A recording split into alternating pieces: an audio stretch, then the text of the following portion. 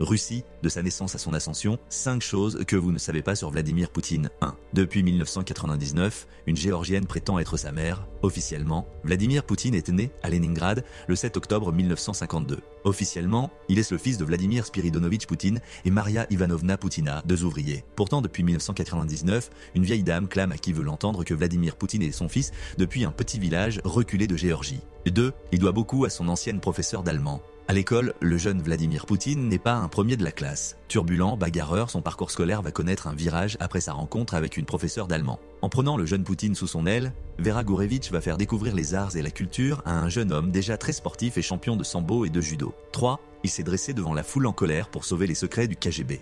En 1989, Vladimir Poutine est un agent du KGB en poste à Dresde, une ville d'Allemagne de l'Est proche de la frontière tchèque et polonaise. Lorsque le mur de Berlin tombe, une foule de manifestants en colère prend d'assaut le bureau local du ministère de la Sécurité d'État et, par ricochet, le siège des services secrets soviétiques situé dans la même rue.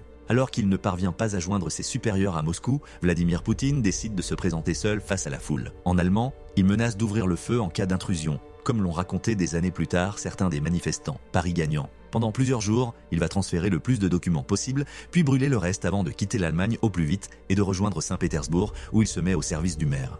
4. Il a fait diffuser une vidéo porno à la télévision pour fragiliser un opposant, Vladimir Poutine, et désormais directeur du puissant service de renseignement du FSB, lorsque le président Boris Eltsine lui demande son aide. Ce dernier est mis en difficulté par le procureur général de la Fédération de Russie, Yuri Skuratov, qui enquête sur ses actifs en Suisse. Quelques semaines plus tard, une vidéo pornographique est diffusée à la télévision. Dans la foulée, Vladimir Poutine annonce lui-même dans une interview que l'homme que l'on voit avoir des relations sexuelles avec 2 femmes est bien Yuri Skuratov. 5. Il était en France lorsqu'on l'a promu président.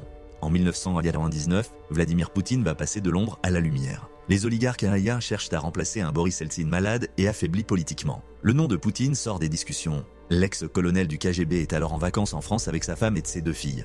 L'écrivain et ancien diplomate russe Vladimir Fedorovski rapporte que c'est à Biarritz que s'est jouée la rencontre décisive entre le futur président du gouvernement et l'oligarque Boris Berezovski, venu spécialement de Russie en jet privé.